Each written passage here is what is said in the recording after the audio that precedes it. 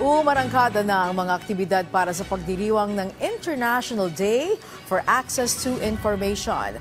Sa pamumunayan ng Presidential Communications Office at ng UNESCO, si Gab Villegas sa Sentro ng Balita Live. Angelic, sinimulan na ng Presidential Communications Office sa pamamagitan ng Freedom of Information Program Management Office ang mga aktibidad para sa pagdiriwang ngayong araw ng International Day for Universal Access for Information.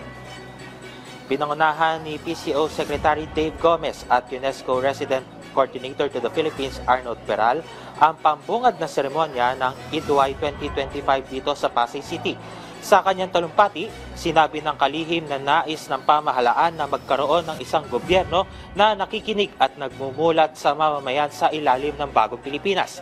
Patuloy rin ang pagsisikap ng pamahalaan na palakasin ang mga lokal na pamahalaan para mailapit ang freedom of information sa bawat Pilipino.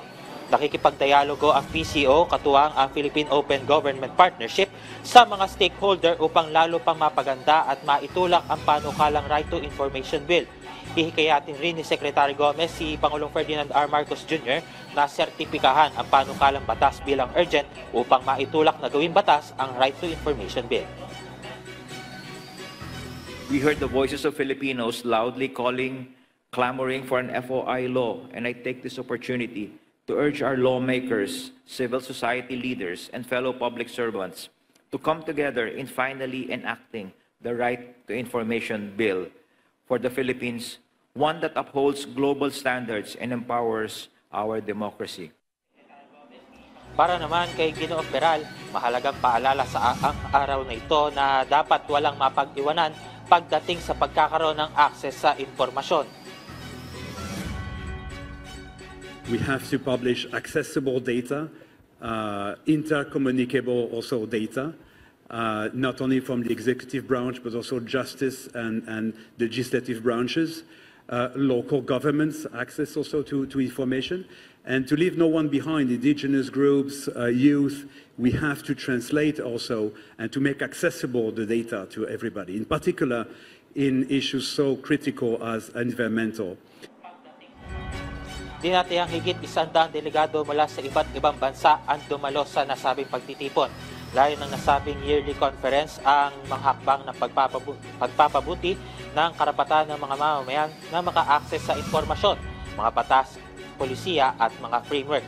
Layo rin ito na makapagbigay ng mga insight at makipagpalitan sa pagbuo ng access sa impormasyon sa pandaigdigan level.